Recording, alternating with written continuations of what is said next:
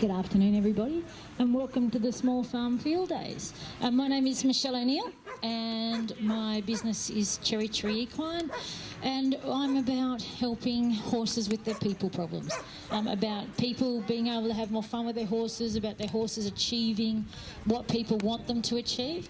And it doesn't matter what discipline you're in or what event you're interested in, it's all about everybody being safe and having fun with their horses. And this afternoon I'm going to talk about why does my horse. So when I travel around and do clinics around the country, I come across a lot of problems that people are having with their horses, and it's my job to help them. And so these are just some of the things that I come across quite regularly at clinics. Some of these may relate to you. You may have something different. If you have a particular problem that your horse presents to you, please by all means come and speak to me afterwards. I'd be more than happy to help you out. But these are just some of the more common things that I come across. And you know, the thing is with horses is that when this horse woke up this morning, he didn't go, oh, goody, goody, goody. Michelle's going to ride me this afternoon in a demonstration, and she's going to poke me around here and make me walk, trot and canter and do all this stuff. He woke up this morning and went, where's my food? Okay, so, you know, everything we ask our horses to do, we're asking something that's not natural to them. So we're asking them to well, it's natural to them. It's natural for a horse to walk and trot and canter. It's natural for a horse to bend and flex. But he'd probably rather do it in his own time than when I want him to do it. So we need to work on being consistent with what we do with our horses. You want to offer the opportunity for your horse to respond consistently to everything you ask. So how do I ask my horse to do the same thing over and over again? Well, I ask the same question over and over again. It's a bit like if you guys were at school and your maths teacher, one day your maths teacher told you 2 + 2 = 4, and the next day your maths teacher tells you 2 + 2 = 5, and the next day they told you 2 + 2 = 6. There's no consistency in what that teacher is training you. And it's a bit like that with horses. What I tend to find is a lot of people are not consistent with what they ask their horses. So therefore, if the question is not consistent and the response to what the horse gives us is not consistent, we end up with a problem whereby the horse is not understanding what we want them to do. So I'll give you a classic example. At a lot of clinics, I find horses have trouble following a track. So I'm walking this horse around on a circle. Now, if you go out and walk your horse on a circle, you might find he wanders over here like this. You might find he wanders in here like this. You might find he's drifting around.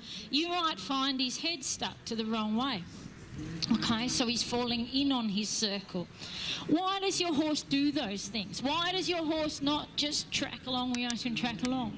Well, go back and have a look at what you're doing with your horse that's creating that problem.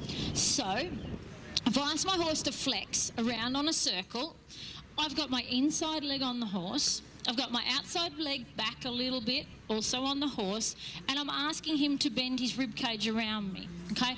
And I am looking where I'm going. I love when I do clinics, and perfect circles are one of the first things I do at my clinics. I think a perfect circle is a really important thing to be able to ride, because it's about control and about you feeling what your horse is doing and about you being prepared to respond to that. So I love when I ask people to do a perfect circle, and they're wandering along, and they might be sitting up here really nice, but they're looking out over here, they're looking at the trees, they're looking at the clouds, they're talking to their mate over there, and they're wondering why their horse is now wandering around everywhere. It's because you're not giving your horse any leadership. You're not guiding your horse where to go. If I ride a circle, I want to be looking a quarter of a circle in front of me. I want to be able to describe in my mind's eye exactly where my horse's feet are about to land. So if I'm looking up here, straight away my body position is telling my horse that this is what I want him to do. Now, this horse just didn't hit the ground as a baby and know that when I ask him to walk this circle, this is the body position I'm going to use.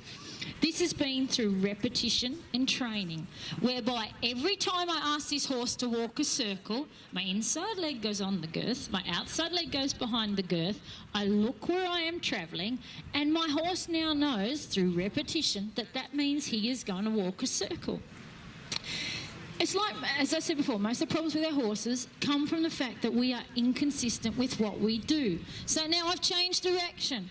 So all I did was change my legs, and my horse is now flexed in the new direction, okay? He knows that this is what I'm going to do. But if I was to start riding along and stick my leg out, see straight away what he does? Because I've changed. I'm doing something different, and straight away he drifted off. I'm going to do nothing but take my inside leg off now. Look what happens. Because I have moved. No longer am I giving him the cue to ride a circle. Suddenly, I'm giving him now the cue to step out of his circle. Now I take my inside leg off. I mean, see, I'm changing things. I'm only changing one leg, and suddenly I've changed how my horse goes. So, a very common thing at clinics that I come across is the horse that gets along and it's not shaped in the direction of its circle. It might have its head stuck to the outside. It might be absolutely dead straight and have no flex at all. When I ride a circle, I want my horse bent around the circle. It doesn't matter what discipline you do. It doesn't matter whether you're a dressage rider, a show jumper, a camp drafter. When we ride a circle, we want our horses flexed from their pole to their tail around that circle. It puts them in the body shape that we need to ride a correct circle. If I'm riding a dressage test and my horse is getting along and he's stuck out on the circle like that, well, pretty soon that judge is going to find an excuse to take a lot of marks off me. So, how do you make this happen? It's your inside leg. Your inside leg pushes the rib cage to the outside of the circle. You can see I'm not using a lot of rein on this horse, okay, but I use a lot of leg. One of the most common mistakes I find in riders is that they do not use enough leg when riding their horse. I see people getting along at clinics with their legs stuck out here like this and wondering why their horse is not going forward. I have a very, very simple philosophy with my horses. Legs on means go, legs off means stop, toes out means back, okay? I'm not interested in having my legs in any other position than that. So, if every time I get on my horse, again, going back to that consistency, if you are consistent in your instruction to your horse, you will get a consistent response. So if I consistently, when I ask for a circle, put my inside leg on and push that rib cage out, I'm going to get the bend and flex I require. Something I see also a lot at clinics is horses that rush. And a lot of that comes from people feeling like they have to have a death grip on their horses. So it's that primeval thing. From the moment we're born, well, before we're born, we're in the fetal position, okay? We're like this. This is what happens when people get scared. They get in the fetal position and they start to grab the reins, okay? They don't just curl up in a ball, they grab the reins. So, of course, what does your poor horse do? If I ride around here and grab hold of the reins and don't release, you'll soon see what starts to happen. This horse is going, what is wrong? What is wrong? What is wrong? And you can see very quickly he becomes pretty ugly. And this is because I am not releasing, okay? I'm just hanging on and I'm actually using my reins to balance, okay?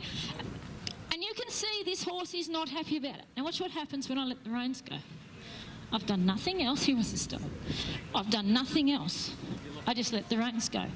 See the relaxation come into that horse. See him just go. Okay, so watch it again. Okay, I'm scared, I'm going to grab hold, I'm scared, I'm going to grab hold, I'm scared, I'm grabbing hold, I'm balancing on my reins. Now, for any of you who are novice riders, that's that moment when you feel like your horse is about to leave town and you're about to be a very unwilling passenger, okay? That's not fun. Okay? So, instead of getting yourself into a position where you're in a tug-of-war with a horse, because think about this, I weigh 60 kilos. This horse's head and neck probably weighs that, okay, if not more. If we get into a tug-of-war where I pull on two reins, and whether that's because I'm trying to stop him or I'm trying to balance, it's going to get ugly because he is going to win, because eventually he will pull the reins out of my hand, okay? Or he's just going to panic because he's going, why has she got hold of me? Why has she got hold of me? There's something wrong. Why has she got hold of me? She should let me go. She's not letting me go. There's something wrong. There's something wrong. And you can see him getting wound up about the fact that I'm not letting his head go. But as soon as I drop the reins, he relaxes. Now, if you've got a horse that's wanting to rush on, I'm not telling you to drop the reins. But I'm not telling you to do that at all. What I'm telling you to do is use one rein, okay? One rein gives you control. Because this is what happens. When he pulls against me and I pull like that, whether I'm balancing on him or I'm hanging on out of fear and fright, we're in a tug-of-war. But any time I get hold of one rein and get that horse to bend, I have the winning advantage because he's got nothing to brace against. I'm pulling that bit sideways through his mouth. So, if I trot him on, now if I go from tug-of-war, tug-of-war, tug-of-war, tug-of-war, tug-of-war, and then I drop and I pull one rein, see the fight goes away straight away? See how calm he is? See how his head drops and he relaxes? Now if I leave him going. So I'm scared, I'm scared, I'm scared, I'm scared, I'm frightened, my horse is pulling, I'm having a tug-of-war. Pull on one rein, make him circle and get him to relax. This gives me the advantage. I'm stronger. If you doubt me, I recommend you go home, grab a set of reins and get someone on the other end of them. It's much better if you do it with a human than a horse. And grab hold of two reins and get them to grab hold of two reins and pull against each other. And watch how big the tug-of-war is. And then just pull with one hand. And watch how easily you can pull your opposition off their feet. Okay? It's the if you pull against two hands, I can brace against you. I can guarantee you there'd be 120 kilo male, and I can brace against him. But if he pulls against me with just one hand, I cannot fight that. Okay, I cannot brace against that because I'm being pulled off balance, and I cannot brace. So if your horse is pulling, if you're getting the death grip, if you're a little concerned, go to one rein. Now, the most important thing that people can learn when they're starting on their horsemanship career is the one rein stop, because it is the ultimate as far as safety, in that if done correctly, you're going to be safe no matter what the situation. So this is going on from that again. Why does my horse pull against me? Well, don't give him anything to pull on. Okay, pull him into that one rein stop, get yourself together and then go on. Okay? If I have a horse that is just rushing as opposed to one that's pulling. So let's say I only want this horse to trot and he's just cantered off. Okay? I'm going to bring him down into a small circle, again, using that inside rein, until he relaxes. And then I'm going to let him go. Okay, I'm going to let him go loose, and you can ride as loose on your reins as you feel confident with, and I am basically going to dare him to rush. Okay, so then if he rushes off again, straight away, I meet him with that inside rein and ask him to circle. Now you might say to me, but hang on Michelle, you were just talking about one rein stops. Why are you now talking about circling? Very simple logic to it. Everything in your horse training, right thing easy, wrong thing difficult. So anytime your horse does the right thing, the best reward you can give him is to leave him alone. So if I'm asking my horse to trot a circle and he trots around, flexed correctly, nice and calmly, I am going to leave him alone. It is important to remember with horses that they learn by reward, not by punishment. So right now T's going, okay, I must be doing okay because she's not making me work any harder. But if he was to start to rush, my answer is to make him work harder by doing a small circle.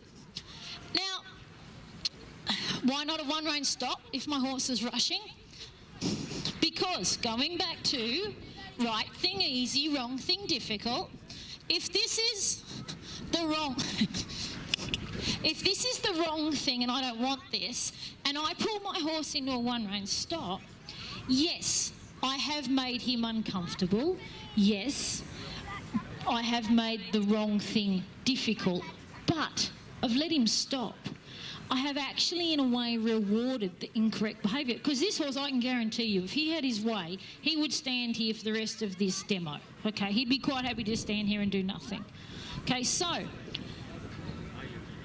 if I can, instead of pulling him into one-rein stop, if I can pull him into that circle until he goes back to the speed I wish him to travel at, I have made the lesson a little more thorough. So I don't want him to canter. I bring him into the trot. When he's doing the right thing, I let him go. When he does the wrong thing, I bring him around, okay? Now, I'm not talking about if your horse is galloping off, taking off out of control, okay? If your horse is completely out of control, please one-rein stop it, because I need you to be safe. Okay, the last thing I want is any of you to do one-rein stop, to do a small circle and your horse just be racing. When it comes to safety, I would rather you stop, everything settle down, you reassess the situation, and then you start again. I am only talking about horses that the classic is, instead of walking, they want to trot. Instead of trotting, they want to canter. And I'll do it with speed control, just at a trot or a canter, on how fast I want. Like, let's say I want to trot, and this is the trot I want. This is the trot I want. But if my horse starts to trot, like this, and that's too fast, I will again use my small circle until he comes back to my slow trot, and then I will reward him with a release, okay? And the release is go forward. I often come across horses who have become quite arena sour or work sour.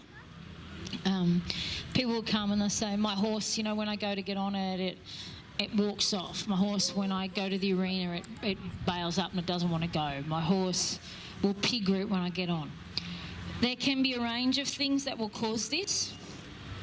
But what you need to do is you need to go back and start at the absolute beginning. So why does my horse not want to work for me? Go back and have a look at why. What you are doing with your horse that could be done better. And it can be something as simple as saddle fit. You could need an equine body worker to come and work on them and take away some pain. You could need a saddle fitter to come and fit your saddle. But is it something you're doing? Look at your horse riding program. Okay, are you going out down to the arena and hounding that poor horse for 45 minutes, doing nothing but trotting 20-metre circles? Okay, are you just going down and going trot, trot, trot, trot, trot, trot? Now, you might think you're working on your beautiful circles, but is your horse just genuinely bored? Is it that you actually need to take the training environment somewhere else? Okay. We were talking before about running clinics on the trail. I do a lot of my training of horses outside of the arena. We have 2,500 acres at home of a sheep and cattle farm. And I'm riding 2 3-year-olds at the moment. And both of those 3-year-olds are not doing, I have a beautiful arena, but they're not doing any work in the arena. Okay, I'm riding them up the bush, I'm taking them out, I'm finding trees, and I'll work on my perfect circles. I'll do everything I'm going to do in my training, but I might have a tree, and I might work on that perfect circle around that tree. And then when that horse, this is a big thing, remember, always reward the slightest try. Because horses learn from positive reinforcement. Horses learn from the release of pressure. So if I ride my little 3-year-old around, and he does a really nice circle around a tree, am I going to go around it 3 or 4 times? No. I'm going to go, good boy, go for a walk. Okay? Then I might pick another tree. And I might go, okay, we're going to do a little circle here. Okay? And again, when he does something nice, good boy, let him walk on. Now, there's something else that's going on here.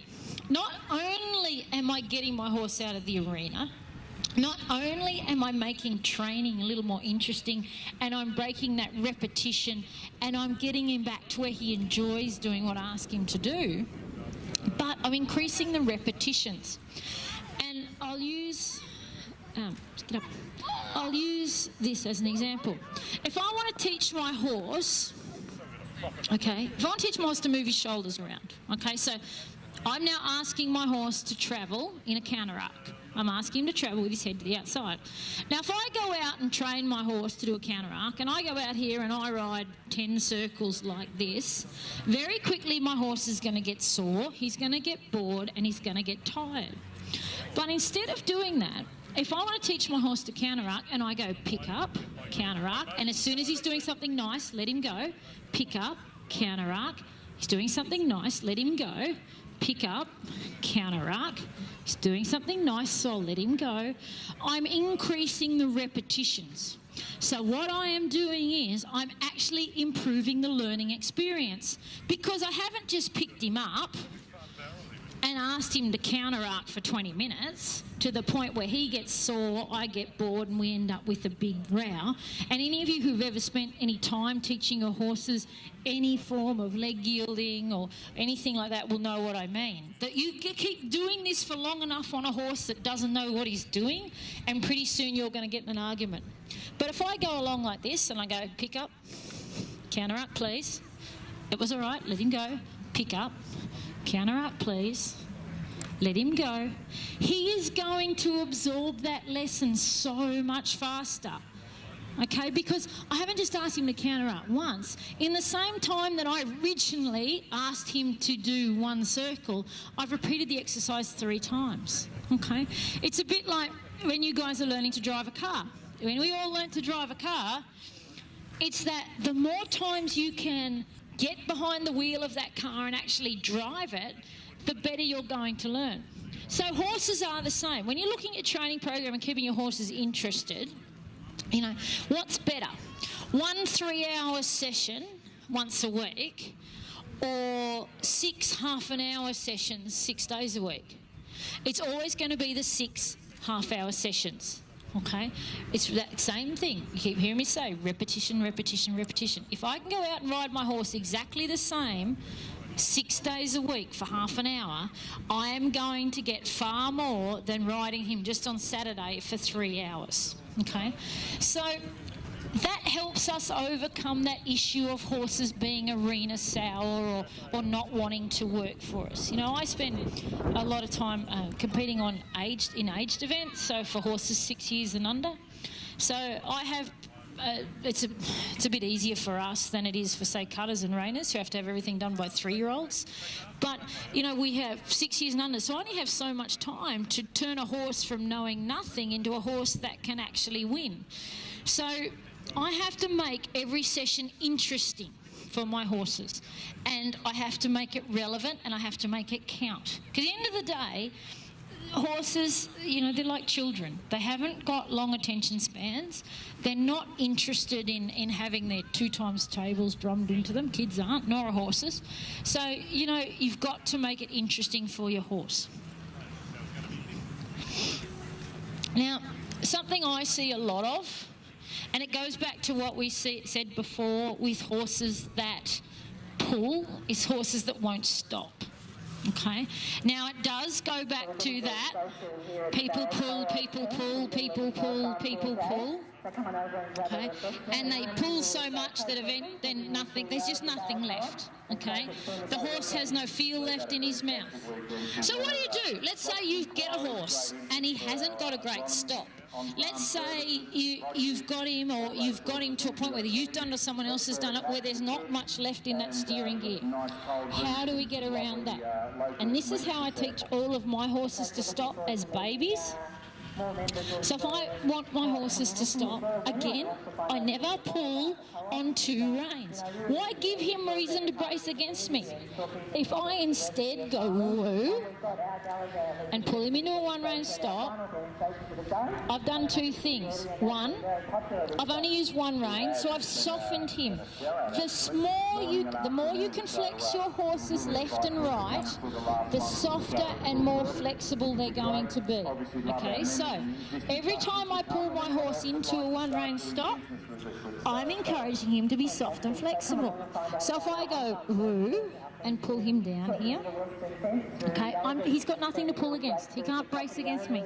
Stopping does not become a negative experience. If I sit here and go woo and pull like the blazers, neither of us are having much fun. There's something else I'm doing, and I was listening to the guys over here with the working kelpies talking about this before, and it's voice. My horse, and this horse, I bred and trained this horse, but these days my mum rides him most of the time, and if we're riding along together, if I'm riding one of my young horses, I can actually control this horse off my voice while she's riding it. Because he's listened to me use my vocal cues so often, he actually listens to me more than her. Drives her nuts. So I use my voice. So I'll sit down, and as I sit down, I'll say, whoa. So I will go, whoa, and if that horse doesn't stop by the count of 3, he'll go to a one-rein stop. So let's say, let's set this up so it happens. So I sit down and I say, whoa, and he keeps on going. I'm just going to go, no, that was the wrong answer. Remember, right thing easy, wrong thing difficult. So the right thing for him to do would have been for me to trot along over here, sit down and go, whoa, and him to just stop, okay? I don't want to pull on his mouth. I'm not interested in pulling on his mouth, okay? So if I trot him on, and then I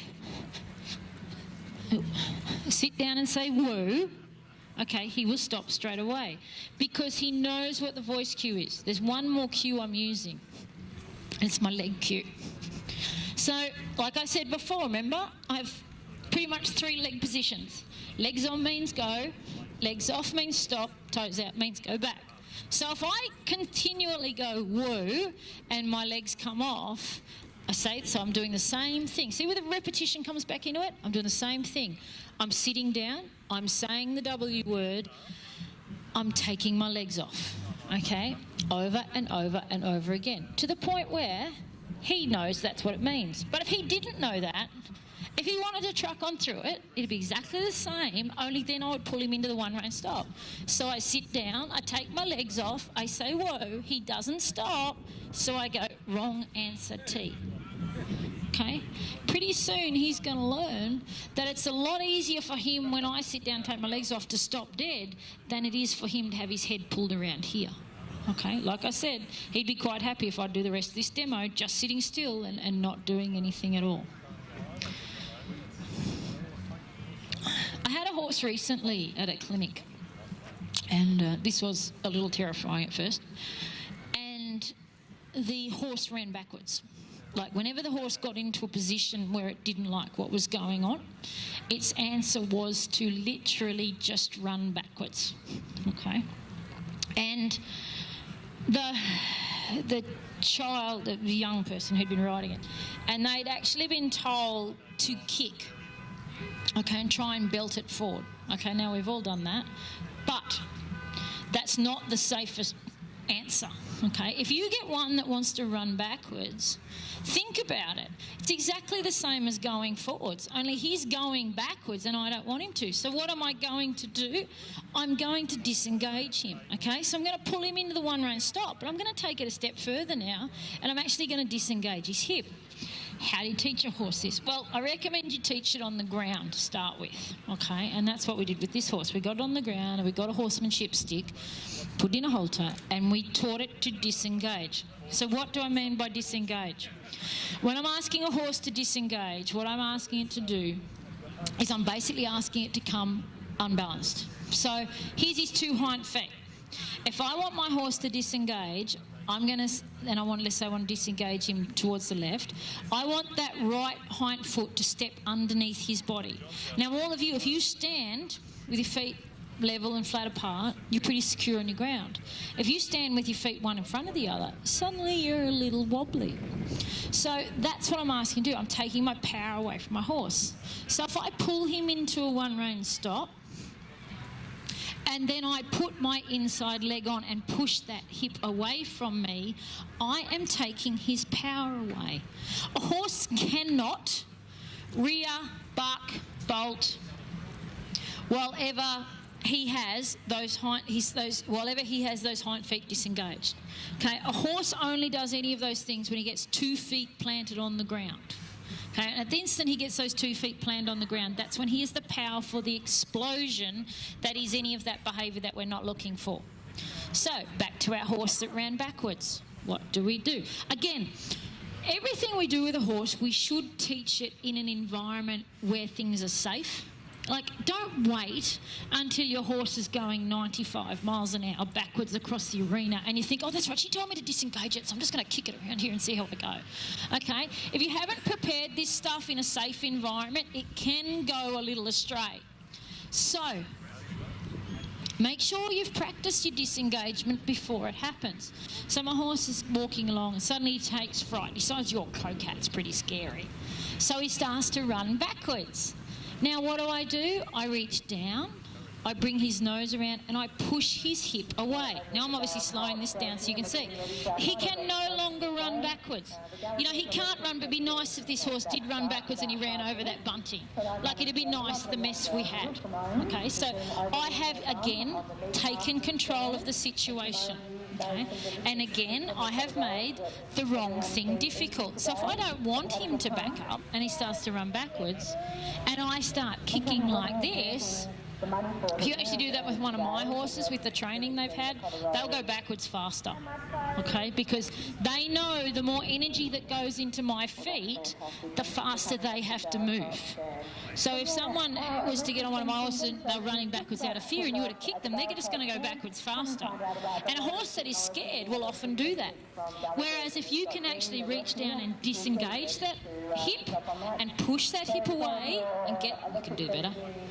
Get that horse to where you have control and he cannot get away and can't. This horse couldn't run backwards now if you paid him $1 million.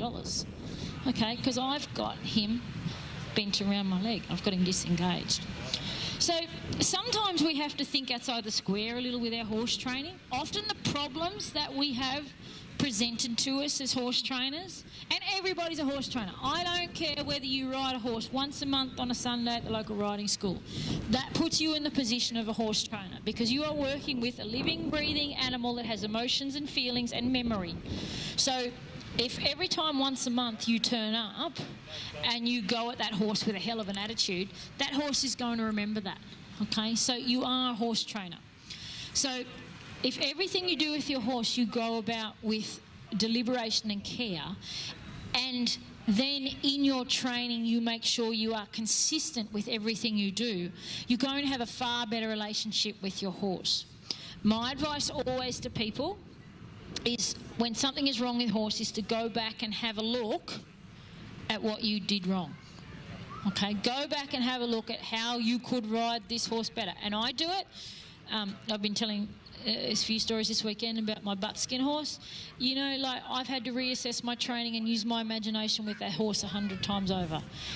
Don't think it's just happening to you, okay? It happens to everybody, and you just need to think about it and be imaginative and make sure, you know, you are actually asking your horse to do the same thing over and over.